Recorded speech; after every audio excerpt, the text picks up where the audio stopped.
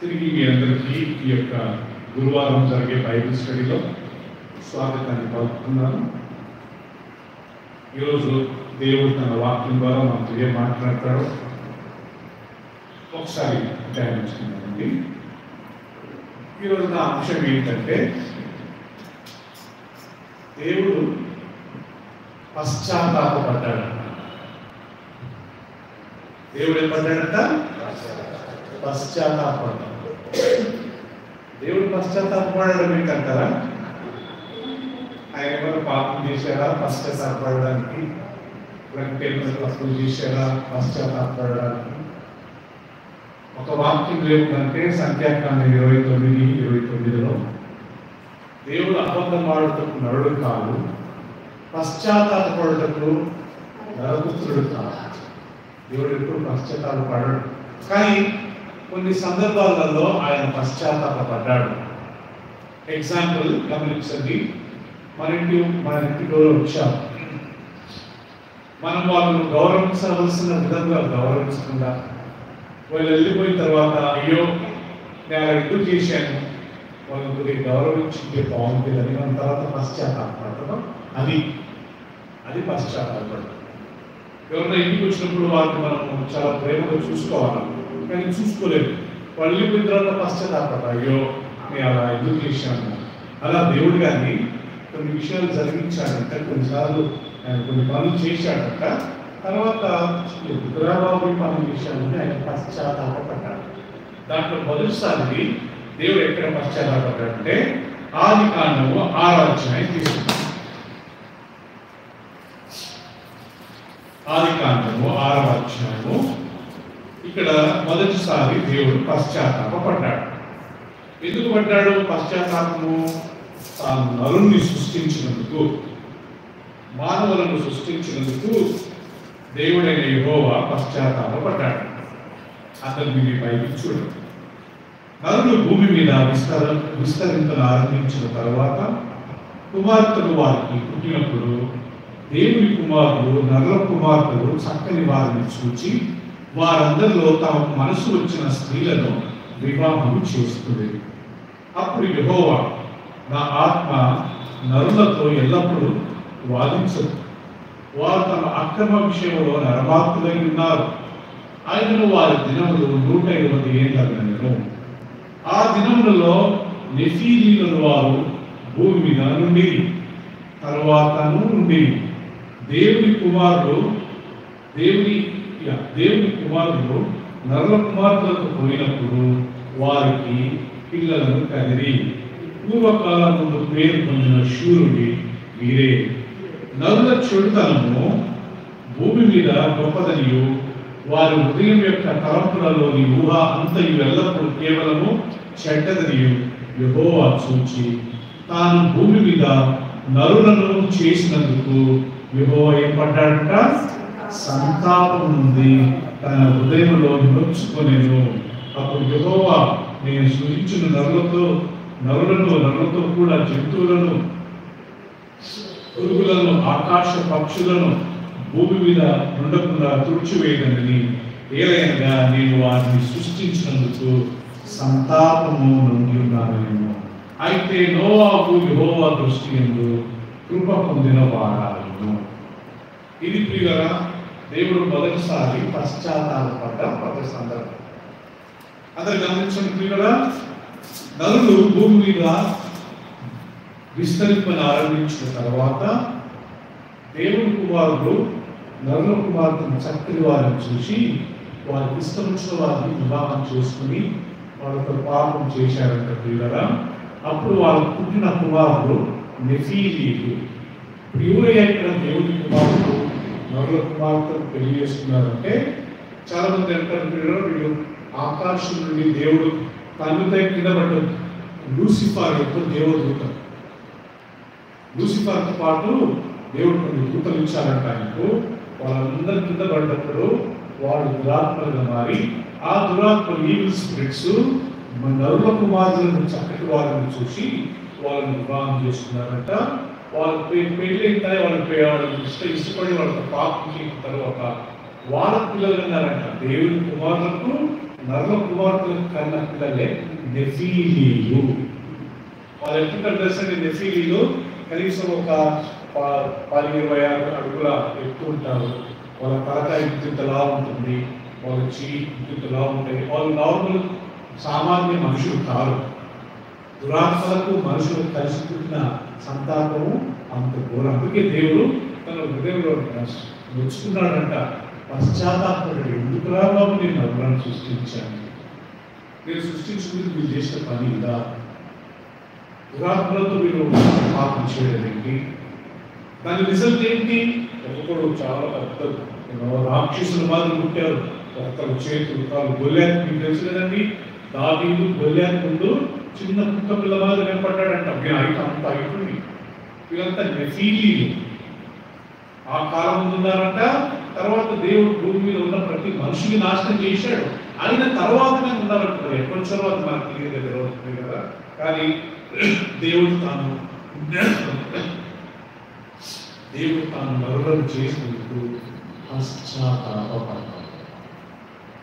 ఎందుకు నేను ఇలా సృష్టించాను, ఎందుకు మీరు ఈ లోకంలో జీవిస్తున్నారని చెప్పి దేవుడు పశ్చాత్తాపపడి, నేను సృష్టించిన నరులతో పాటు పశువులు, పక్షులు అందరూ నేను నాశనం చేస్తానని చెప్పి దేవుడు లాస్ట్కు 40 రాత్రులు 40 పగలు వరదలు వర్షాలు తప్పించి భూమి మీద ఉన్న సమస్త జనాన్ని నాశనం చేశాడు.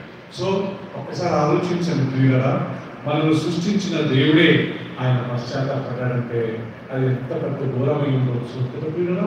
నరుల కుమార్తెలు, దేవుని కుమారులు, నరుల కుమార్తెలు పోయి వాళ్ళ తలసులు కేవలం చెడ్డవే అంట, వాళ్ళ హృదయం యొక్క ఆలోచనలు కేవలం చెడ్డే అంట. ఇప్పుడున్న మనుషులందరూ కొద్దిసేపు చెడ్డగా ఆలోచించిన తర్వాత మంచిగా ఆలోచిస్తారు. కానీ వీళ్ళు 24 గంటలు ఎప్పుడు కేవలం చెడ్డవే ఆలోచించేవారు. కానీ దేవుడు చూసి ఈ వీటిలో బాబు నేను సృష్టించిన మనుషులు వీరకు తయారయ్యారని చెప్పి తన హృదయంలో వచ్చుకొని బాధపడ్డాను. నేను కూడా బాబు ఈ మనుషులను నేను చేశాను. సో అది మొదటిసారి దేవుడు పశ్చాత్తాపడ్డాడు. రెండవసారి దేవుడు ఎక్కడ పశ్చాత్తాపడ్డాడంటే, మొదటి రాజు ఆయన పేరు సౌలు. దేవుడు సౌలును రాజుగా చేశాడంటే ప్రియులారా, ఇశ్రాయేలు జనాంగం అంతా శామ్యూయేలు అనే ప్రవక్త దగ్గరికి వెళ్ళి, మాకు ఒక రాజు కావాలి, మాకు ఒక రాజు కావాలి, అన్ని దేశాలకు రాజులు ఉన్నారు, మాకు ఎవరు రాజులు లేరు, మాకు ప్రవక్తలు ఉన్నారు, మాకు ప్రవక్తలొద్దు, మాకు రాజులు కావాలని చెప్పి వాళ్ళు శామ్యూయేలుని డిమాండ్ చేస్తారు. శామ్యూయేలు వచ్చి దేవుడిని అడుగుతాడు, ప్రభువా వీళ్ళు చూడండి ప్రభువా, రాజు కావాలంటున్నారు, వీళ్ళు నన్ను ధృవీకరిస్తున్నారంటే అప్పుడు ప్రభు అంటాడు, సౌలు వాళ్ళు శామ్యూయేలు వాడు ధృవీకరించిన విధు కాదు నన్నే అని చెప్పి, సరే వాళ్ళకి ఇష్టమైన ఒక రాజును నువ్వు నియమించని చెప్పి వీరులా చివరికి వారికి ఒక రాజును నియమిస్తారు. ఆ రాజు పేరు ఏం పేరంట? సౌలు. ఒక్క విషయం,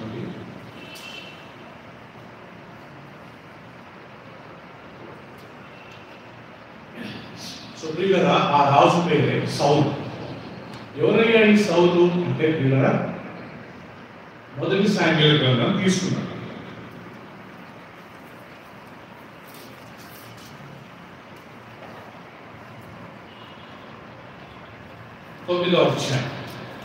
First Samuel chapter 9.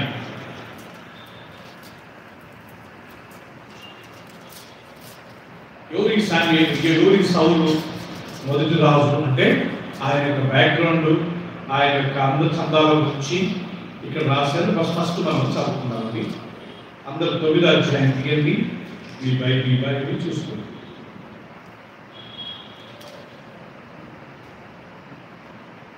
రైట్ అండి. అఫియాకు పుట్టిన బెకోరతు కుమారుడైన సిరోలుకును జననమైన అబీయేలు కుమారుడు కీషు అను బెన్యామీనుడు పుట్టినాడు. కీషు భాగ్యవంతుడు ఒక బెన్యామీనుడు. అతనికి సౌలు అన్న ఒక కుమారుడు ఉండేది. అతడు బహు సౌందర్యము గలవాడు, యవనుడు, ఇశ్రాయేలులో అతని పాటి సుందరుడు లేడు. అతడు భుజములు మొదలుకొని పైకి ఇతరుల కంటే ఎత్తుగలవాడు. సౌలు తండ్రి అయిన కీష్ యొక్క మీరు ఇక్కడ గమనించినట్లయితే ఈయన బెంజమిన్ గోత్రానికి చెందినది. ఇప్పుడు చాలా మందికి ఒక డౌట్ ఏంటంటే ప్రియులారా, 12 గోత్రాలంటే ఏంటి? చాలా మంది క్రైస్తవులకు తెలియదు కదా ప్రియులారా. 12 పాత నిబంధన కాలంలో 12 గోత్రాలు ఉండేవాడు. యోసేపు 12 గోత్రాలు అంటే యాక్చువల్గా ఆయన 12 పేర్లు. యాకోబుకు దేవుడు 12 మంది పిల్లలు ఇస్తాడు. ఆ 12 మంది పిల్లలే 12 గోత్రాలు. ఓకే, బెంజమిన్ అనేవాడు ఒక గోత్రం, యూదా అనేవాడు గోత్రం, దాని తర్వాత లేవి అనేవాడు ఒక గోత్రం, దాని తర్వాత ఇలా ఆ రకంగా బెన్యామీను, ఈ రకంగా అన్ని 12 గోత్రాలు ఉన్నాయి. ఆ 12 గోత్రాలలో ఈయన బెంజమిన్ గోత్రానికి చెందిన వ్యక్తి. చూడ్డానికి చాలా అందగాడంట, పరేమగాడు. చూడ్డానికి బహు ఎక్కువగా ఉండేవాడంట. అందంగా, చందంగా, ఎత్తుగా, బలంగా, చాలా అందంగా ఉన్న దేవుడు అతన్ని ఎన్నుకున్నాడు. ఒకరోజు వాళ్ళ తండ్రి 9వ అధ్యాయంలో మనం చదివితే, ఒకరోజు ఆయన తండ్రి సౌలు మన గాడిదలు ఈ రాత్రి ఇంటికి రాలేదు బాబు, అవి మేరకు వెళ్ళాయి, మళ్ళా అవి తిరిగి రాలేదని చెప్తే బైబిల్లో దాని కింద రాయబడింది, సౌలు కొంతమంది పని మనుషులను పెట్టుకొని మొత్తం ఆ లోయ మొత్తం తిరుగుతాడు. ఆడికి కొండలన్నీ తిరిగి అక్కడి నుంచి ఇక్కడి నుంచి అక్కడ, left and right, east and west మొత్తం తిరిగి సో వాడు దొరుకుతాడంట. దీన్ని బట్టి మనం ఏమో అర్థం చేసుకుంటామంటే సౌలు మంచి కష్టజీవి, ఆయన సోమరిపోతు కాదు. సామాన్యంగా మన తండ్రి మన మమ్మీ డాడీ లేకపోతే మనకి ఏదైనా పని చెప్తే అట్లా పోయి అక్కడ వచ్చేసి కనబడలేదంటాం కదా.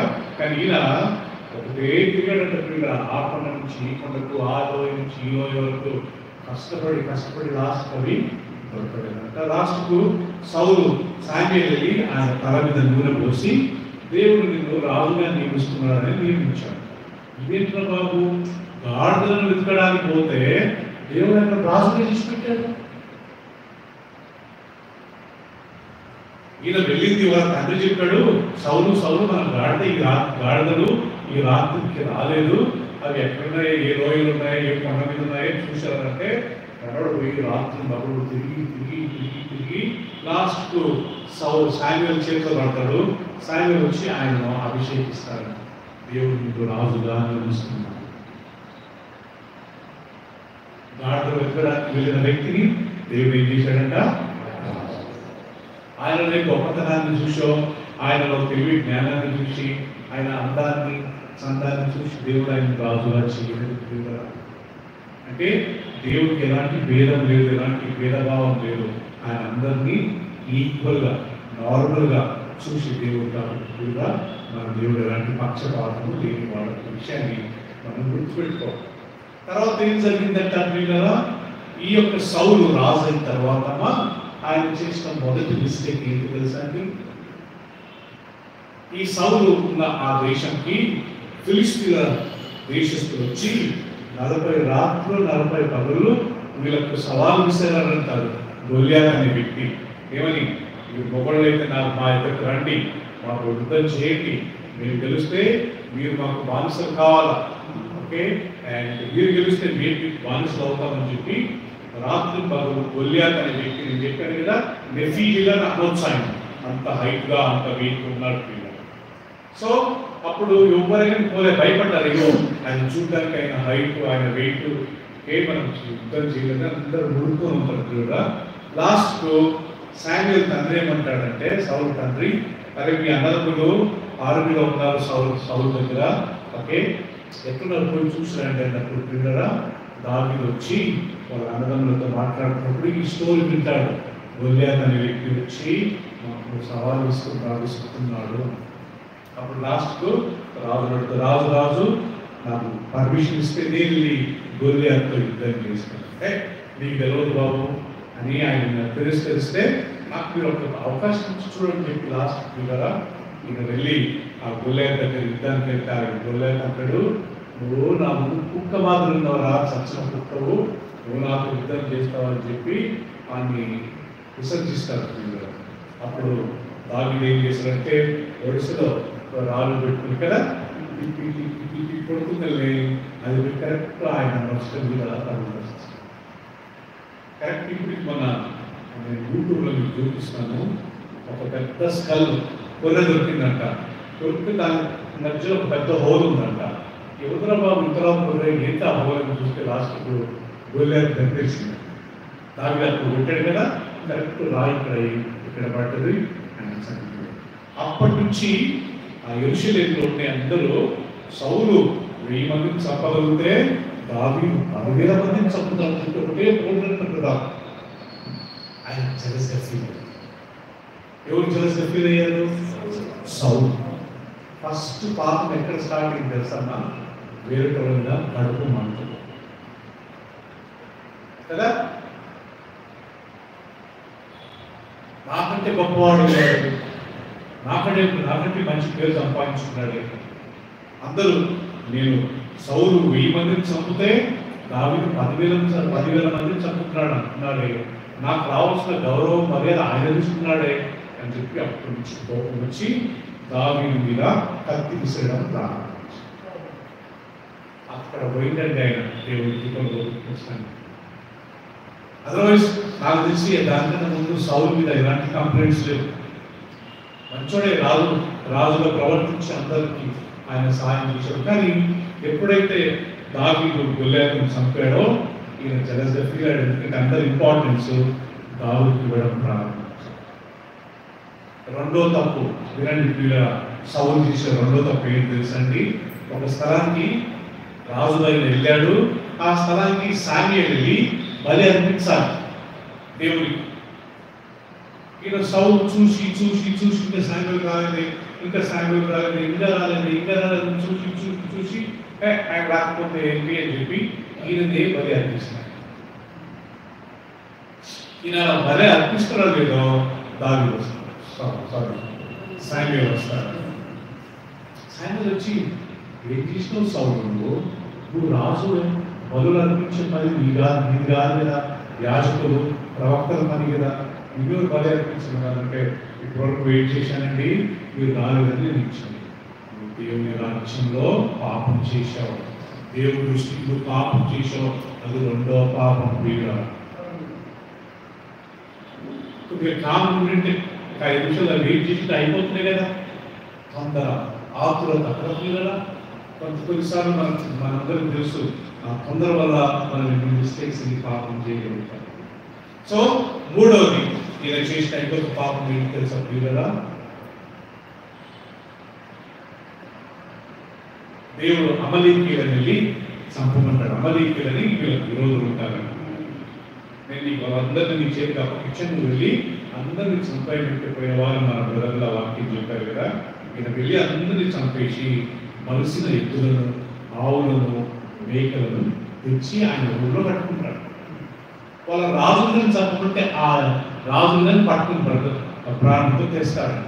అప్పుడు సాయంత్రం వచ్చి ఇక ఎటు జరిగిందా, యుద్ధం బాగా జరిగిందా? బాగా జరిగింది. మరి ఏదో సౌండ్ వస్తున్నాయి, దేవుడు అన్నింటినీ చంపుకున్నాడు కదా, నువ్వేంటి ఏదో తెచ్చినట్టున్నావు అంటే ఆయన అంటాడు, నేను తినడానికి తెలుసుకోలేదండి, దేవుడికి బలి అర్పించడానికి నేను ఇచ్చాను అంటాడు. అప్పుడు సామ్యుయేలు అంటాడు, సౌలు దేవునికి బలులు అర్పించడం కంటే ఆయన మాట వినటయే శ్రేష్టం. ఈ బలులు ఎవరికి కావాలయ్యా? నీ కానుక ఎవరికి కావాలా? ఆయన చెప్పిన మాట లోబడు, అంతే కదా పిల్లలు. సునీత గారు తెలుసు. మూడో పెద్ద బ్లండర్ అంటారు. 4వ బ్లండర్, ఆయన చేసిన బ్లండర్లో 4వ తప్పు ఏంటంటే సామ్యుయేలు చనిపోయాడు. సామ్యుయేలు చనిపోయిన తర్వాత ఈయన యుద్ధానికి వెళ్ళాలా, ఫిలిష్తీయుల మీదకి వెళ్ళాలా లేదా ఈయన డైరెక్ట్ డిసైడ్ చేసుకున్నాడు, ప్రవక్త దగ్గరికి వెళ్ళాలా. కానీ ప్రవక్త చనిపోయాడే, ఎవరి దగ్గరికి పోవాలా? ఆయన అటు చూసి ఒక మంత్రవాది దగ్గరికి వెళ్తాడు, శకునం చెప్పే ఒక స్త్రీ దగ్గరికి వెళ్తాడు. అమ్మా నేను రేపు యుద్ధానికి వెళ్ళాలో లేదు, యెహోవా దేవుడు నాతో మాట్లాడాడు, ఆయన ప్రవక్తల ద్వారా మాట్లాడతాడు, ఒక పని చెయ్యి, చనిపోయిన శామ్యూయేలు రేపు పాతాళం నుంచి పైకి తీసుకుని రా, నేను ఆయన అడుగుతున్నప్పుడు ఆ మంత్రవాది ఎవరు చెప్పొద్దని చెప్పి రాసుకు చనిపోయిన శామ్యూయేలును పైకి తెస్తాడు. అది 4 తప్పు క్రియల. అప్పుడు దేవుడు అంటాడు, మీ రాజ్యాన్ని నేను ఇప్పుడు బాగా చేసి. ఇప్పుడు ఆ వాక్యం తీసుకున్నాము 15వ అధ్యాయంలో, మొదటి సమూయేలు గ్రంథంలో 15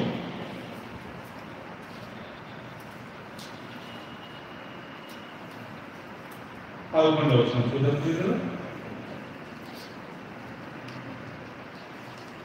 15వ అధ్యాయంలో 11వ వచనం చూసినట్లయితే ఇక్కడ ప్రభు ఏమంటాడంటే, అప్పుడు యెహోవా వాక్కు 10వ వచనం అండి, అప్పుడు యెహోవా వాక్కు సమూయేలునకు ప్రత్యక్షమై ఇలా సెలవిచ్చినది, సౌలు నన్ను అనుసరింపక వెనుక తీసి నా ఆజ్ఞను గైకొనకపోయేది కనుక అతనిని రాజుగా నిర్ణయించినందుకు నేను పశ్చాత్తాపపడుచున్నాను అందుకు సమూయేలు కోపవిషుడై రాత్రంతా యెహోవాకు మొరపెట్టాడు. ఇప్పుడు దేవుడు శామ్యూయేలుతో అంటాడు, శామ్యూయేలు ఈ సౌలును నేను రాజుగా చేసినందుకు నేను చాలా పశ్చాత్తాపడుతున్నాను. మొదట్లో మంచోడు అనుకున్నా, మొదట్లో కొద్దిగా తగ్గించుకోవాడు అనుకున్నా, కానీ నేను చూస్తే నా మాటకే లోబడి నేను చెప్పిన మాటకే నాకు తెలియదు. సో కాబట్టి నేను రాజుగా చేసినందుకు నేను చాలా పశ్చాత్తాపడుతున్నానని చెప్పి రెండోసారి పశ్చాత్తాపడ్డాడు. మొదట ఎక్కడ పశ్చాత్తాపడ్డాడంట? ఆది కాలంలో. ఎందుకు పశ్చాత్తాపడ్డాడంట? నేను నరులను ఎందుకు సృష్టించానో, ఈ మనుషులను నేను ఎందుకు సృష్టించానో అని పశ్చాత్తాపడ్డాడంట. ఇక్కడ రెండోది సౌలు మొదటి రాజు, ఇశ్రాయేలు మొదటి రాజు ఎవరంట? సౌలు. ఈ సౌలును నేను ఎందుకు రాజుగా చేశానని ఆయన పశ్చాత్తాపడ్డాడు. ఇదే సౌలు స్త్రీలారా మంచిగా ఉన్నప్పుడు దేవుడు ఆయన పరిశుద్ధాత్మతో నింపాడు. కానీ ఎప్పుడైతే వేరేటోళ్ళ మీద జెలస్గా ఫీల్ అయ్యాడో, ఓకే, ఆయన వేరేటోళ్ళను ఇంపార్టెన్స్ ఇవ్వడం చూశాడో, ఆయన జెలస్గా ఫీల్ అయ్యాడు. అప్పుడు దేవుడు ఏం చేసేవాడంట? ఆయన మీద ఉన్న పరిశుద్ధాత్మను తొలగించి దురాత్మను పంపేవాడంట. ఈ వాక్యం విన్నప్పుడు నాకు భయమైందంట. సామాన్యంగా దేవుడు దురాత్మ ఉన్న వాళ్ళకు స్వస్థత ఇస్తాడు కదండి, దాన్ని పారద్రోలో వాటిని జీవించాడు. కానీ ఇక్కడ బైబిల్ ఏం రాయాలంటే దేవుడే తన పరిశుద్ధాత్మను తీసివేసి దురాత్మను పంపించాడు.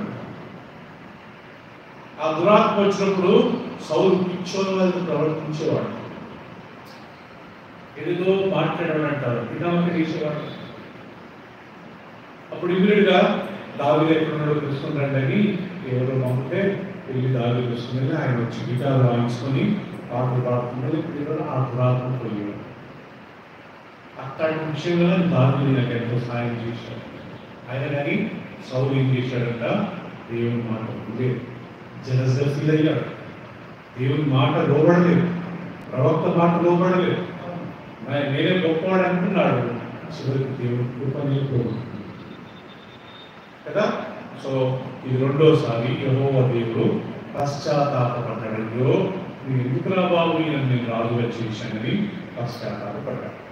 మూడోది దేవుడు ఎక్కడ పశ్చాత్తాపడ్డాడంటే యోనా గ్రంథం తీసుకున్నాం. యోనా 3వ అధ్యాయం. దానియేలు పక్కన ఉంటుందండి. దానియేలు, హోషేయ,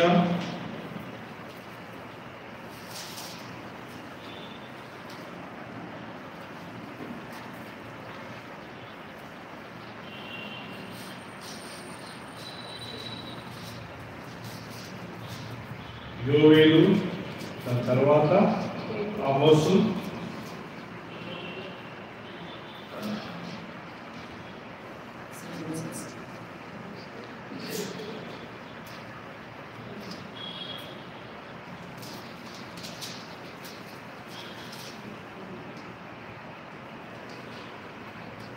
నాకే దొరకట్లేదు.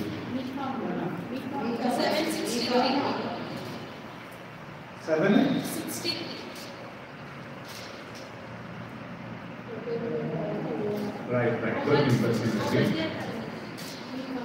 రైట్. ప్రియులారా ఒకసారి గమనించండి. 3వ అధ్యాయం యోనా 3వ అధ్యాయము 10వ వచనం ఒకసారి గమనించుకుందామండి. 3:10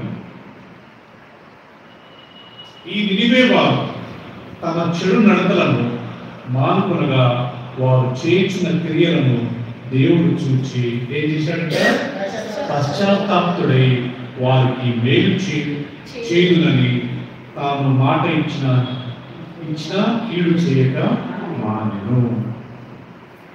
ఇది 3వసారి దేవుడు పశ్చాత్తాపడ్డాడంట. ఇక్కడ ఏం జరిగిందంటే పిల్లరా, నినివే అనే పెద్ద మహాపట్టణం ఉందండి. ఇప్పుడు అది ఇరాక్లో ఉంది పిల్లరా. మోసోల్ అనే పట్టణం ఉంది. ఆ ప్రాంతంలో విచిత్రమైన పాపం జరుగుతూ ఉంటే దేవుడు యోనాతో చెప్పాడంట, యోనా నువ్వు వెళ్ళి నినివే పట్టణానికి వెళ్ళి దేవుడి కోపం మీ మీద రగులుకుంటుంది, దేవుడు మీ పట్టణాన్ని నాశనం చేయబోతున్నాడు, మీరందరూ పశ్చాత్తాపడండి అని వారికి హెచ్చరించు. పశ్చాత్తాపడితే ఓకే, లేకపోతే నేను నాశనం చేస్తానని చెప్పి దేవుడు యోనాకి ఆజ్ఞాపిస్తాడు. యోనా ఏం చేశాడు ప్రియులారా? ఈయన నినివే పట్టణానికి వెళ్ళకుండా తార్షీష్ అనే పట్టణానికి వెళ్ళే ఒక ఓడను ఎక్కుతాడు. ఈయన ఎప్పుడైతే వేరే రూట్ తీసుకెళ్తాడో ఆ సముద్రంలో ఒక రకమైన గాలి తుఫాన్ వచ్చి ఓడంతా మునిగిపోయేంత పరిస్థితికి వస్తుంది. అక్కడ ఓడ ఉండే క్యాప్టెన్ ఏమనుకుంటాడు, అరే ఏం తప్పు జరిగిందని చెప్పి లాస్ట్కు వాళ్ళ లగేజ్ ఎంత పడేస్తున్నట్టే హెవీ భారం ఏమన్నా అయిందా. అందరూ చెప్తారంటే మీ దేవుళ్ళకు మీరు ప్రార్థన చేయండి, ఓకే, ఈ యొక్క సముద్రం నిమ్మలం కావాలని చెప్పి అందరిని ప్రేరేపిస్తారంటే అది మొత్తం కింద పైన అవుతుంది, ఎక్కడైనా యాక్సిడెంట్ అవుతుందా అని చెప్పి ఆయన అందరూ దేవుళ్ళకి ప్రార్థన చేయండి, ఓకే. లాస్ట్ పిల్లరా ఏంటప్ప ఎవరి వల్ల జరిగిందని తెలవక లాస్ట్ చిట్ చేస్తాను. చిట్ చేసుకుని వెళ్ళి ఎవరి పేరు వచ్చినాక అర్జునుడు ఎంత అద్భుతంగా అంతమంది పేరులో తీసుకుని యోనా పేరు రావడం. యోనా ఎక్కడ ఉన్నాడంట? ఎక్కడ షిప్ ఇంత ఇంజన్ దగ్గర పోయి నిద్రపోతున్నాడంట. సో ఆయన నిద్రపోతా ఉన్నాడు అనమాట. సో లాస్ట్ ఆయన దేవి బాబు మీరు ఏం చేస్తున్నావు, మీ దేవుడికి ప్రార్థించి అంటే లాస్ట్ యోనా వాళ్ళకు ఒక ఆఫర్ ఇస్తారు. ఏంటి ఆఫరు? ఈ సముద్రము నిమ్మలం కావాలంటే నన్ను ఎత్తి సముద్రంలో పడేయండి, సముద్రంలో పడేయండి, అప్పుడు మాత్రమే మీరు రప్పించుకుంటారని చెప్పినప్పుడు లాస్ట్ ప్రియులారా ఆయన తీసుకొని వాళ్ళు సముద్రంలో పడేస్తారు. సముద్రంలో పడేసిన తర్వాత ఏం జరుగుతుందంటే ప్రియులారా, దేవుడు ఆల్రెడీ ఒక పెద్ద చేపతో ఆజ్ఞాపిస్తాడు. ఇంగ్లీష్లో వేల్ అని ఉంది, బట్ యాక్చువల్గా బ్లూ వేల్ అంటారండి. బ్లూ వేల్ అంటే అర్థం ఏంటంటే పెద్ద సముద్రపు చేప.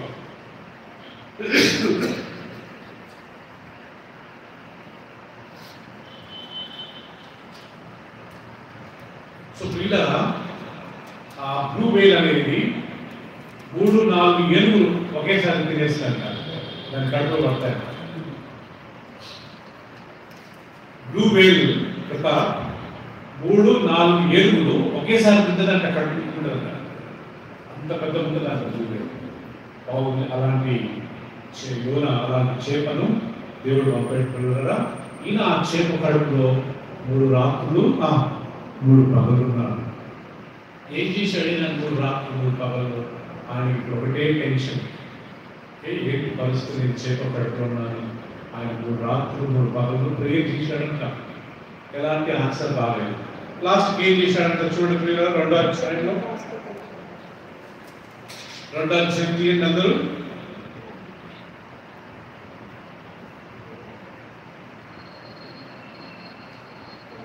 8-9-10 చదువుతాను.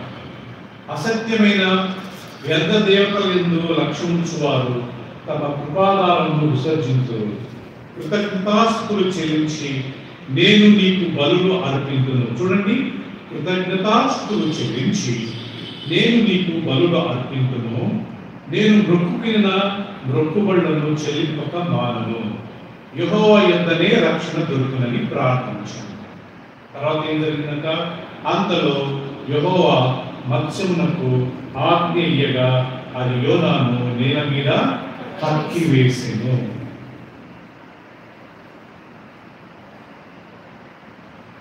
3 రాత్రులు 3 పగలు ప్రార్థన చేశాడంట యోనా చేప కడుపులో. అది ఎక్కడుంది? 2వ అధ్యాయం నుంచి ఇప్పుడు మనం చదివిన అధ్యాయం వరకు ఆయన చేసిన ప్రార్థన 3 రోజులు. ఏం జవాబు రాలేదు. లాస్ట్ ఏమంటాడు? నేను నీకు కృతజ్ఞతాస్తుతులు చెల్లిస్తాను. ఇంగ్లీష్లో ఐ గివ్ యూ థ్యాంక్స్ అంటాడు. ఎప్పుడైతే నేను నీకు కృతజ్ఞత చెల్లిస్తానో అన్నాడో తక్షణమే దేవుడు ఏం చెప్పాడంటే చేపతో, చేప నువ్వు వెళ్ళి యోనాను కక్కి వేసి.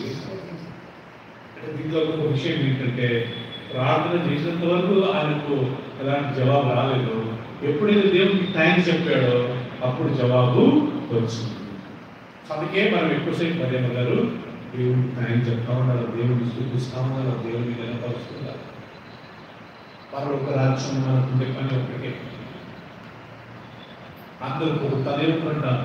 చాలా మంది మంత్రవాదులు ఏం చేస్తారు తెలుసండి? ఈ మంత్రవాదులు వెళ్ళి ఆ దురాత్మను కొడతారంట.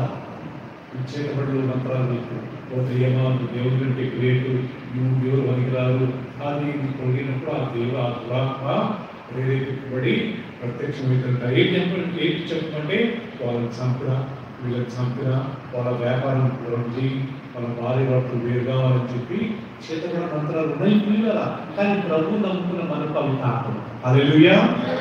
ఎందుకంటే లోకంలో ఉన్నవాడి కంటే మనలో ఉన్నవాడు కదా. నుంచి మంత్రాలు ఉన్నాయి, బ్లాక్ మ్యాజిక్ ఉంది. కేరళలో చాలా దూరం, తమిళనాడులో ఉంది, కర్ణాటకలో ఉంది, తెలంగాణ ప్రాంతంలో ఉంది, ఆంధ్రప్రదేశ్లో ఉంది. సో మంత్రగాలు ఉంటారు, బ్లాక్ మ్యాజిక్ అంటారు. ఓకే, జ్యోతిష్యం చెప్పేవాళ్ళు ఉన్నారు. ఓకే, పంచాంగాలు చదువుకొని ఇవన్నీ ఉన్నాయి, ఏమని కాదు. కానీ ప్రభు నమ్ముకున్న మనకు మాత్రం అవి ఎప్పుడెప్పుడు వర్తించవు. ఎందుకంటే మనం ప్రభువులో ఉన్నాడు. సో ఇక్కడ పాయింట్ ఏంటంటే కదా, ఎప్పుడైతే యోనా ఆ రకంగా దేవుడికి థ్యాంక్స్ చెప్పాడో తక్షణ దేవుడు ఆ మత్స్యం కన్నాడంట ఆయనని కక్కేసిన తర్వాత ఆయన వెళ్ళి కదా 3వ అధ్యాయం నుంచి స్టార్ట్ ఉంది. ఆయన వెళ్ళి ఆ పట్టణంలో అందరికీ వాక్యం చెప్పాడంట. ఏమైనా వాక్యం చెప్పాడు చూద్దాం. 3వ అధ్యాయం అండి, యోనా 3వ అధ్యాయము. అంతటా యెహోవా వాక్కు 2వ మారు యోనాకు ప్రత్యక్షమై సెలవిచ్చినది ఏమనగా, నీవు లేచి నినివే మహాపురమునకు పోయి నేను నీకు తెలియజేయు సమాచారం దానికి ప్రకటన చేయు. కాబట్టి యోనా లేచి యెహోవా సెలవిచ్చిన ఆజ్ఞ ప్రకారము నినివే పట్టణమునకు పోయింది. నినివే పట్టణము దేవుని దృష్టికి గొప్పదై 3 దినముల ప్రయాణమంతా పరిమాణము గల పట్టణము. యోనా ఆ పట్టణంలో 1 దిన ప్రయాణం అంత దూరము సంచరించచ్చు. 40 దినములు నినివే పట్టణం నాశనములని ప్రకటన చేయగా నినివే పట్టణపు వారు దేవుని విశ్వాసం ఉంచి ఉపవాస దినము చాటించి గనులేని అల్పులేని అందరూ గోనె పట్ట కట్టుకుని ఆ సంగతి నినివే రాజులకు వినబడినప్పుడు అతడు తన సింహాసనం మీద నుండి దిగి తన రాజవస్త్రములు తీసివేసి గోనె పట్ట కట్టుకొని బూడిదలో కూర్చున్నాడు. ఇది వాక్యం చెప్పాడంటే 40 రోజుల్లో నినివే పట్టణం నాశనం అవుతుంది. అప్పుడు ప్రజలు ఏం చేశారంటే అందరూ దేవుని దగ్గర తిరిగి పశ్చాత్తాపడి ఉపవాస ప్రార్థన చేసి దేవుని దగ్గర మొదలుపెట్టారు. రాజుగారిని పిలిచి ఆ రోజు వచ్చినాక రాజుగారిని ఏం చేశాడంట, రాజవస్త్రం తీసివేసి ఆయన మీద గోరపట్ట చుట్టుకొని బూడిదలు పిలుచుకొని దేవుడికి ఉపవాసం చేశారు. వాళ్ళు ఉపవాసం చేసి పశ్చాత్తాప పడ్డప్పుడు 10వ వచనం చూడండి, మళ్ళా చదువుకుందాము. అప్పుడు దేవుడు ఏమన్నాడంట, ఈ నినివే వారు తమ చెడుతనములను చెడు నడకలను మానుకొనగా వారు చేయుచున్న క్రియలను దేవుడు చూచి పశ్చాత్తాపడి వారికి చేయుదునని తాను మాటించిన కీడునకు మానను. చేయక మానను. ఇక నేను వీళ్ళని నాశనం చెయ్యను, అయ్యో నేను ఎంత పెద్ద తప్పు చేయబోతునే అని దేవుడే ఫీల్ అయ్యాడు. అయ్యో మీరు పశ్చాత్తాప పడతారా? ఎవరైనా తప్పు చేసినప్పుడు మొండితనం చేయకుండా ఏం చేయాలా? పశ్చాత్తాపడాలి. అంతే కదా ప్రియుల? దేవుని దృష్టిలో ఎవరికి క్షమాపణ ఒప్పుకున్న వాళ్ళకి కదా. సో ఇక్కడ ఏం జరిగిందంటే ప్రియులరా, వీళ్ళు పశ్చాత్తాపడి గోరపట్టు చూసుకొని మూడు రోజులు రాత్రి పగలు అన్నం తినకుండా నీళ్ళు కాకుండా బూడిదలో కూర్చొని దేవుడి క్షమాపణ అడిగారంట. పాప ఒప్పుకున్నారు. అప్పుడు ప్రభు అంటాడు, అయ్యో నేను చంపాలనుకున్నానా అని చెప్పి పశ్చాత్తాపడి వారి మీకు రావాల్సిన ఆ యొక్క మరణాన్ని దేవుడు క్యాన్సిల్ చేశాడు. ఏంటంటే ప్రియులరా, ఇక్కడ ఈరోజు నా టాపిక్ దేవుడినే మీకు విసార్లు కొన్ని ఆయన తీసుకున్న నిర్ణయాలను, ఆయన చేసిన కొన్ని తీర్మానాలను దేవుడు మార్చుకున్నాడా లేదా? హిజ్కియా అనే ఒక రాజు ఉండేవాడు. అతని దగ్గరికి దేవుడు యెషయాని పంపి, నువ్వు కొన్ని రోజులు చనిపోతావు, నీ ఇల్లు చక్కబెట్టుకున్నప్పుడు హిజ్కియా ఏం చేశాడంట? గోడ వైపు తన ముఖాన్ని పెట్టుకొని దేవుని తరపు ప్రార్థించి, ప్రభువా నీ దృష్టికి నేను ఎలా జీవించాను, ఇన్ని సంవత్సరాలు ఒకసారి నన్ను జ్ఞాపకం చేసుకోవాలి అని అన్నప్పుడు దేవుడు మరలా ఏం చేశాడు ప్రియుడా? ఆయన మరలా 15 సంవత్సరాల ఆయుష్ను ఇచ్చాడు. ఆడ దేవుడు పశ్చాత్తాపడ్డట్టే కదా. నువ్వు చచ్చిపోతావు అని చెప్పిన వ్యక్తి మళ్ళా అంటాడు, లేదు నువ్వు చావు, ఎన్ని సంవత్సరాలు బతుకుతావుగా? 15 సంవత్సరాలు. దేవుడు తన తీర్మానాన్ని మార్చుకున్నాడు. పశ్చాత్తాపడ్డాడు. ఈ పని చేయాలనుకున్నాను, అయ్యో ఇంత మంచోళ్ళ, అయ్యో రిపెంట్ అవుతారా, పశ్చాత్తాప పడతారా, మళ్ళా నాకంటూ తిరుగుతారా, అయ్యో నేను అనుకోలేదు, చాలా మూర్ఖులు అనుకుంటే దేవుడే ఫీల్ అయ్యాడు కదా. ఆది కాలంలో 6వ అధ్యాయంలో దేవుడు నరులను చేసుకుంటూ చాలా పశ్చాత్తాపం. ఎందుకురా బాబు నేను సృష్టించాను. రెండోది, ఎందుకురా బాబు నేను సౌలును రాజుగా నియమించాను. మూడోది, ఎక్కడ ఆయన పశ్చాత్తాపడ్డాడంట? యోనా విషయం, నినివే పట్టణం విషయం. నినివే పట్టణస్తులందరూ తన పాప ఒప్పుకొని వాళ్ళంతా గోనె పట్టు ధరించుకుని బూడిదలో కూర్చొని దేవుని సముఖం 3 రోజులు వాళ్ళ పశువులు, వాళ్ళ పక్షులు, వాళ్ళ మేకలు, వాళ్ళ గొర్రెలు ఇవన్నీ 3 దినాలు ఏం తినలేదు. చూడండి ఆ వాక్యం కదా, 3వ అధ్యాయంలోనే 6వ వచనం. ఆ సంగతి నినివే రాజునకు నిలబడినప్పుడు అతడును తన సింహాసనం మీద దిగి తన రాజవస్త్రములు తీసివేసి గోనె పట్ట కట్టుకొని బూడిదలో కూర్చుండెను. మరియు రాజైన తానును ఆయన మంత్రులను ఆజ్ఞ ఇయ్యగా, ఒకవేళ దేవుడు మనసు తిప్పుకొని పశ్చాత్తాపుడై మనము లయం కాకుండా తమ కోపాన్ని చల్లార్చుకున్నాము కనుక మనుషులు ఏది పుచ్చుకోకూడదు, పశువులు కానీ ఎద్దులు కానీ గొర్రెలు కానీ మేత వేయకూడదు, నీళ్లు త్రాగకూడదు. మనుషులందరూ తమ దుర్మార్గములను విడిచి తాము చేయు బలాత్కారం మాను వేయవలనని మనుషులనేమి పశువులనేమి సమస్తమును గోనె పట్ట పట్టుకోవాలనని జనులు మనపూర్వకంగా దేవుణ్ణి వేడుకునవలనని అని దూతలు నినివే పట్టణంలో చాటించి ప్రకటన చేసి, వాళ్ళ పశువులు, వాళ్ళ పక్షులు, వాళ్ళ మేకలు, వాళ్ళ గొర్రెలు అన్ని 3 రోజులు ఏం తినలేదంటే ఏం తాగలేదు. అది చూసి దేవుడు ఏం చేశాడంట? వాళ్ళని నాశనం చేయడము పశ్చాత్తాప. అయ్యో నేను వీళ్ళకి నాశనం రక్షించాలనుకుంటే నేను రక్షించాను. తర్వాత దేవుడు ఆ పట్టణాన్ని క్షమించి ఆ పట్టణాన్ని కాపాడు. ఒకవేళ ఆ రోజున వాళ్ళు పశ్చాత్తాప పడకుంటుంటే, ఆ రోజు వాళ్ళు గోలు పట్టించుకొని దేవుడి దగ్గర క్షమాపణ అడగకుంటుంటే ఇంకొక సులభ మాత్రం మనం నినివే పట్టణాన్ని చూడాల్సి వస్తుంది కదా. సులభ ఏంటి? దేవుడు నిప్పులు పంపించాడు, అది twin city Sodom Gomorrah, like Secunderabad Hyderabad twin cities అంట. అప్పుడు ఈ దేవుడు సొదొమ గొమొర నాశనం చేయకుండా కొన్ని ఛాన్స్ ఇచ్చాడు. ఏమని? అబ్రహాము 10 మంది నీతిమంతులను చూపి, 50 మంది ఉంటే 50 మందిని చూపి నేను కాపాడుతాను, 40 మంది ఉంటే 40 మంది నీతిమంతులు ఉంటే వాళ్ళని బట్టి నేను ఈ దేశాన్ని, ఈ పట్టణాన్ని కాపాడుతాను. లాస్ట్కు 5 మందిని చూపమంటాడు.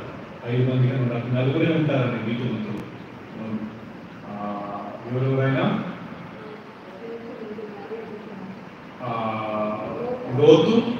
లోతు భార్య, లోతు 2 కూతురు, 4 ఉంటారు. ఇంకొక 5వ వ్యక్తి లేడు. అప్పుడు దేవుడు అంటాడు, మీరు ఇద్దరు పట్టణాన్ని విడిచి తిరిగి చూడకుండా వెళ్ళిపోండి.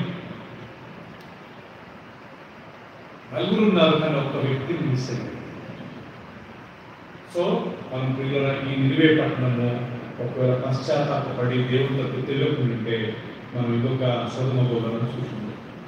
లాస్ట్ ఇంకొక వాక్యము, దేవుడు పశ్చాత్తాపడ్డాడు. నిర్గమాకాండం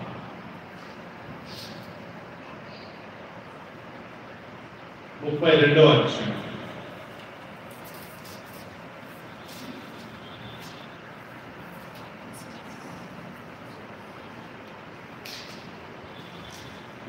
నిర్గమాకాండము 32వ అధ్యాయం 14వ వచనం అండి. అందరూ తీయండి. 32:14.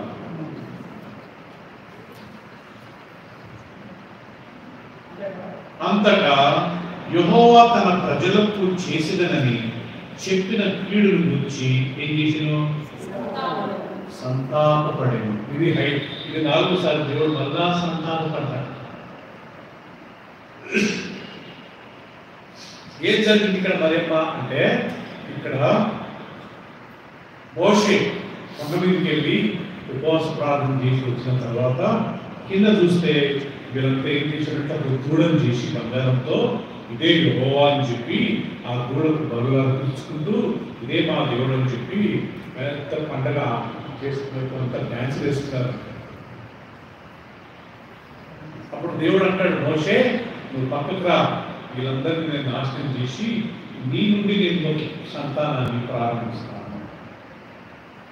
అప్పుడు మోషే అంటాడు, ప్రభువా నువ్వు వీళ్ళని ఇంత దూరం తెచ్చి ఐగుప్తు తెచ్చి వీళ్ళని పంపించి నువ్వు వీళ్ళని నమ్మితే అందరూ చేతగానడం అంటారు కదా ప్రభువా, ఓకే మీ దేవుడికి బలం లేదంటారు కదా ప్రభువా, ఇది ఒకసారి దేవుడు క్షమించండి ప్రభువా, ప్లీజ్ ప్రభువా అని చెప్పి దేవుడు మోషే దేవుడికి మొరపెడతాడు. ఏమని అంటాడు మోషే, దేవా నువ్వు వీళ్ళని చంపే మాట అయితే నా పేరు నీ యొక్క గ్రంథం నుంచి తీసివేయండి. అప్పుడు ప్రభు అంటాడు, లేదు లేదు, ఎవడు నా ఎంత పాపం చేసానో వారి పేరు నేను నా పుస్తకం నుంచి నేను తీసేస్తాను. అంతే కదా. 32 చూడండి. అయ్యో నీవు వారి పాపము ఒకవేళ పరిహరించితివా, లేనిడగా నీవు రాసిన నీ గ్రంథంలో నుండి నా పేరు తుడిచివేయమని బతిమాలుకుంటున్నాను. అందుకు యెహోవా ఎవడు నా ఎంత పాపము చేసినో వాని నా గ్రంథంలో నుండి ఏం చేస్తాను? తుడిచివేయను. అర్థమైంది కదా పిల్లలు, సుందర గారు. ఇక్కడ జరిగిన విషయం ఏంటంటే వీళ్ళందరూ మోషే పైన ఉన్నాడు ఆయన రాలేదని చెప్పి అందరూ బంగారం తెచ్చి ఆయన కూర్చున్నప్పుడు ఆహారము ఆయన ఒక దూడ వేశాడు. ఆ దూడ కూరలను వేసి మల్లులు అర్పించి ఇదే యెహోవా, ఇగో మన యెహోవా, ఇదే మన అంటే వాళ్ళకు కంటి కనబడాలంటే దేవుడు. అప్పుడు దేవుడు అంటే వీళ్ళందరినీ నాశనం చేసినంటే మోషే వద్దు ప్రభువా, నువ్వు వాళ్ళని నాశనం చేసిన వాడైతే నా పేరు ఫస్ట్ నువ్వు నీకు తుడిచివేయాలి. అప్పుడు ప్రభు లేదు మోషే, ఎవడు నా యొక్క పాపం నాకు తెలుసు కదా, వారి పేరు నా గ్రంథం నుంచి నేను తుడిచివేసి అందరి పేరు తుడిచిపెట్టు. దాని తర్వాత మనం 10వ వచనంలో చూసుకుని కదా, 14వ వచనంలో దేవుడు వారి మీకు రప్పించాల్సిన కీడును చూసి పశ్చాత్తాపపడ్డాడు. అయ్యో నేను ఎందుకయ్యా నేను సంపాదనుకున్నాను. సో ఇది ప్రియుల ఈరోజు మన యొక్క వాక్యం. సో ఇక్కడ పాయింట్ ఏంటంటే దేవుడే కొన్నిసార్లు ఆయన తీసుకున్న నిర్ణయం ఓకే కరెక్ట్ కాదని పశ్చాత్తాపడినప్పుడు మనం ఏ పార్టీ వాడుతున్నాం కదా, మనం ఏ పార్టీ వాడు మొత్తం బైబిల్ 5-6 సార్లు రాయబడింది. దేవుడు రిపెంట్ అయ్యాడు, దేవుడు పశ్చాత్తాపడ్డాడు. అయ్యో వీళ్ళని నాశనం చేయాలనుకున్నానా, అయ్యో వీళ్ళని చంపాలనుకున్నానా, అయ్యో వీళ్ళు ఇంత త్వరగా రిపెంట్ అవుతారు నేను అనుకోలేదు. దేవుడే ఆశ్చర్యపడిపోయాడంటే వీళ్ళు తీసుకున్నప్పుడు తీర్మానం. అందుకు బైబిల్ అంత చక్కగా రాయబడింది. దేవుడు పశ్చాత్తాపడ్డాడు, మనోవేదన చెందాడంట. నేను అలా మాట్లాడకుండాల్సింది, నేను అలా చేయకుండాల్సిందే, నేను అలా అనకుండాల్సిందే, నేను అక్కడికి వెళ్ళకుండాల్సిందే, అయ్యో నేను అక్కడికి వెళ్ళింటే బాగుండేది అని దేవుడే పశ్చాత్తాపడి తన నిర్ణయాలను ఆయన మార్చుకుంటాడు.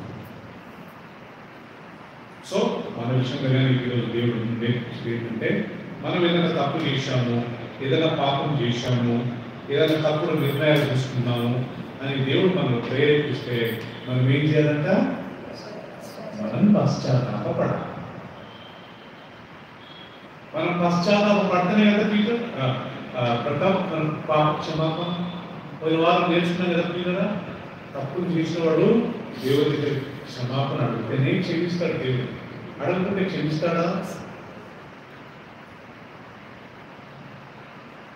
యేసు ప్రభు శిలువలో చనిపోయినప్పుడు ఏమన్నాడు, ప్రభా మీరు ఏం చేయించున్నారో మీరు ఎదురు కాబట్టి వెళ్ళి క్షమించిన ఫస్ట్ ప్రేయర్. ఆ ప్రార్థన ఇదే కదా దేవుడు వారిని క్షమించింది. స్టీఫెన్ రాళ్ళతో కొడుతున్నారు, స్టీఫెన్ మోకాళ్ళను ఏమని ప్రార్థించాడు, ప్రభా ఈ తప్పు వాళ్ళకు తెలియదు కాబట్టి వారిని క్షమించింది. వాళ్ళ ప్రార్థనని దేవుడు వాళ్ళ సమయంలో క్షమించాడు. ఆ రకంగా మన విషయంలో కానీ ఏదైనా తప్పు జరిగింది, ఏదైనా పాపం జరిగింది, అనరాని మాటలు అన్నాము, చెప్పరాని మాటలు చెప్పాము, వెళ్ళరాని స్థలానికి వెళ్ళాము అని దేవుడు వాక్యం మనం గ్రహించినప్పుడు మనం మొండిగా ఉండకుండా మనం ఏం చేయాలి, ప్రతిరోధానికి లోబడడానికి మనము ప్రయత్నించాలి. చెప్పండి పిల్లరా, 5 ఎక్కడెక్కడ దేవుడు పశ్చాత్తాపడ్డాడు. నెంబర్ 1 ఆదికాండము 4. ఎందుకు పశ్చాత్తాపడ్డాడంటే నేను నరులలో ఎందుకురా బాబు సృష్టించాను ఈ నరులను చెప్పి దేవుడు పశ్చాత్తాపడ్డాడు. రెండవది ప్రియుల దేవుడు ఎక్కడ పశ్చాత్తాపడ్డాడంట, సౌలును నేను ఎందుకు రాజుగా నియమించాను. ఫస్ట్ రాజు ఎంత ఎగ్జాంపుల్ ఉండాలి కదా, ఫస్ట్ రాజే దేవుని మాటలో జలస్గా ఫీల్ అయ్యాడంట. మనం ఎప్పుడు జలస్గా ఫీల్ కావాలి కదా, దేవుడు మనకి ఇచ్చిన స్థానాన్ని మనకి ఇస్తాడు అంతే. మన స్థానాన్ని ఎవరు లాక్కోగలుగుతారా? మనమే ఆ స్థానం వదిలిపోయామనుకోండి, ఆ స్థానాన్ని దేవుడు ఇంకొకరికి ఇస్తాడు. నేను వాక్యం చెప్పడం మానుకున్నాను అనుకోండి, ఈ స్థానం ఖాళీ ఉంది, దేవుడు నింపుతాడు లేదా? ఎవరొకరు నింపుతాడు, ఎవరొకరు పంపుతాడు. దేవుని పని మాత్రం ఎప్పటికీ ఆపుదా? మీకు ఎంతమందికి తెలుసో లేదు, యేసుక్రీస్తు పరలోక రాజ్యానికి వెళ్ళక ముందు ఆయన ఎన్నుకున్నది 12 మందిని. కానీ దానికి ఒకడు దేవుని మాట వినక పాపం చేసి ఊరేసుకుని చనిపోయాడు. అట్టని 11 మందిని కంట్రోల్ చేశాడా? లేదు. అపోస్తల కార్యం మొదటి అధ్యాయంలో రాయబడి ఆ 12 మందితో పాటు ఇంకొక వ్యక్తిని వాళ్ళు ఏర్పరచుకోవాలని చెప్పి ఒక వ్యక్తి ఒక 2 పేర్లు సెలెక్ట్ చేసుకుని వాళ్ళ పేరు మీద చిచ్చు రాసి వేసి ప్రేయర్ చేసి తీసే లోపల మత్తియా అనే ఒక వ్యక్తి పేరు వస్తుంది. ఆయనను 12 అపోస్తులుగా నియమించారు. లాస్ట్ ఆయన రాళ్ళతో పుట్టి ఆయన చంపారు, అది డిఫరెంట్ స్టోరీ. తర్వాత ఆయన స్థానానికి వచ్చింది అపోస్తులైన పౌలు. యాక్చువల్లీ 12 మందిలో లేకుండా కదండి. యేసుబాబు ఎన్నుకున్నప్పుడు 11 పౌలు ఉండేదా? సౌలు వచ్చింది అపోస్తల కార్యం నుండి. ఈ 4 సువార్తలలో సౌలు లేడు, పౌలు. 9వ అధ్యాయంలో ఆయన దేవుడు ఒక దృష్టిని ఆయన ఉండబోతాయి పిల్లల లాస్ట్ దేవుడు ఆయన స్వస్థపరుస్తాడు. తర్వాత ఆయన బాప్తిసం తీసుకొని ఆయన చూస్తాడు. సో ఆ 12 మంది 11 మంది ఖాళీ ఉన్నారని చెప్పి దేవుడు వదలకపోయారా? ఆ 12 మందిని కానీ దేవుడు అడగ చేశాడు. ఆ రకంగా మనం కానీ దేవుడు మనకి ఇచ్చిన స్థానాన్ని మనం ఉంచుకుని దేవుని మనం కనపరచాలి. ఆమేన్. తక్కువ విషయం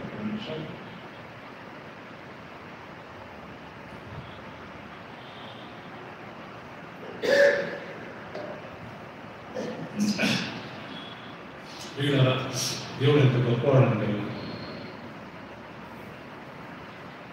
ఆయన నిర్ణయాలనే ఆయన మార్చుకున్నాడు. పశ్చాత్తాపడి మరి మార్చుకున్నాడు అన్నాడు. ఒక మాట చెప్పాలంటే, నేను ఎందుకు ఈ నిర్ణయం తీసుకున్నాను, నేను ఎందుకు ఈ మానవులను చంపాలనుకున్నాను, నేను ఎందుకు నిలివే పట్టణస్తులను నాశనం చేయాలనుకున్నాను. దేవుడే తెలియదు.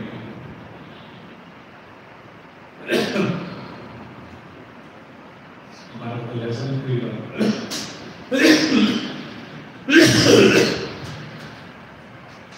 తప్పు చేసినప్పుడు దేవుడు మనకు కనిపించినప్పుడు పశ్చాత్తాపడి దేవుడి దగ్గర మన క్షమాపణ కోరినప్పుడు దేవుడు దయగలవాడు, క్షమించు. పరిశుద్ధుడైన మా తండ్రి, దయగల ప్రభువా, థ్యాంక్ యూ నాయన, ఈ మంచి అవకాశాన్ని మాకు ఇచ్చారు. మీ వాక్యం ద్వారా కొన్ని విషయాలు మాతో మాట్లాడారు.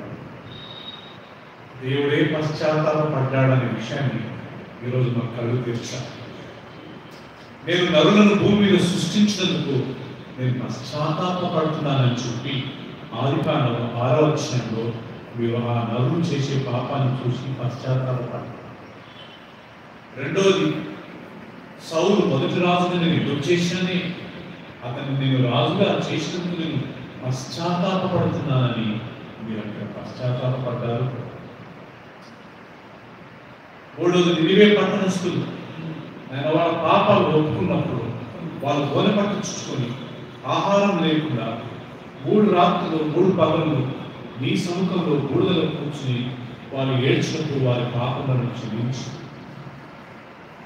అయ్యో వీరి మీదికి నేను మరణాన్ని రప్పిస్తాననుకుంటుంది, నేను తప్పు చేశానని మీరు పశ్చాత్తాపడ్డారని ఈ వాక్యం మాకు సందేశిస్తుంది. నిర్గమకాండంలో ఇశ్రాయేలు అందరూ ఆ దూడకు పూజను చేస్తున్నప్పుడు ప్రభువా, మీరు వారు నాశనం చేయాలనుకున్నప్పుడు మోషే వచ్చి, అయ్యా వారి పేరుని తెచ్చివేయండి, వారిని చంపొద్దు ప్రభువా, వారిని చంపే వాటికి మొదటి నా పేరు తీసేయమన్నారు. కానీ మీరు చెప్పింది, నీ పేరు కాదు, ఎవరి నాయకులతో పాపం చేస్తున్నాను వారి పేరు నేను తీసుకొస్తాను. తర్వాత ప్రభువా, మీరు పశ్చాత్తాపడి ఆ ప్రజలను నాశనం చేయకుండా మీరు కాపాడారు. హిజ్కియా ఆయన గోడ తట్టు తన ముఖాన్ని తిప్పుకొని ఏడ్చి ప్రార్థించినప్పుడు ప్రభువా, ఆయనకు మీరు పశ్చాత్తాపడి, అయ్యో నేను ఎందుకు హిజ్కియా ఇంత త్వరగా చంపాలనుకుంటున్నానని చెప్పి మరలా పశ్చాత్తాపడి ఆయన 15 సంవత్సరాలు బోధించారు. తండ్రి, మేము ఎంత మంచి ఎగ్జాంపుల్ అయ్యామా.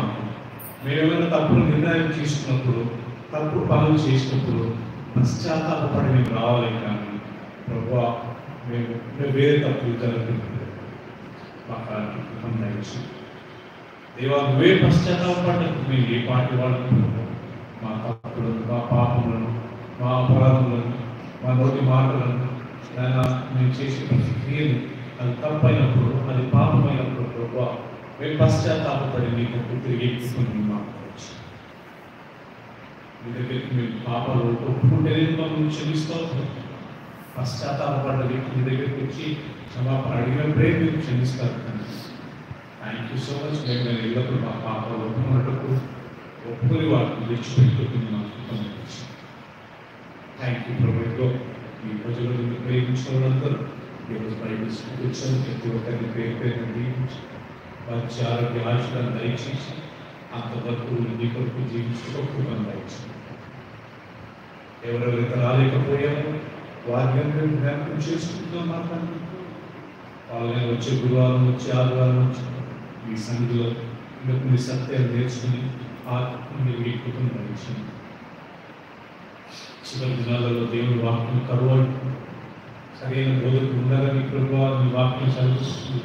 మాకు నీ బోధ దొరుకుతున్నప్పుడు మేము దాన్ని సద్వినియోగం చేసుకుని నేర్చుకుని మన జీవితాలను సాధించి వచ్చిన ప్రతి ఒక్కరిని దీవించి రాని వారిని జ్ఞాపకం చేసుకుని వారిని దీవించండి వారిలో మహిమ పొందని మీకే ఘనత ప్రభావం చెల్లిస్తూ మా ప్రభువును మా రక్షకుడైన యేసుక్రీస్తు అతి పరిశుద్ధ నామములో ప్రార్థించి వేడుకుంటున్నాం తండ్రి.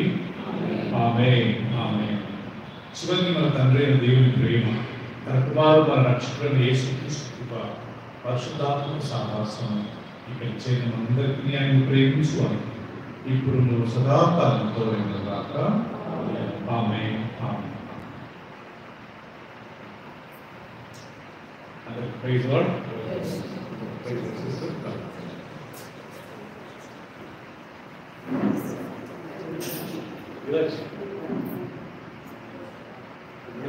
Snacks.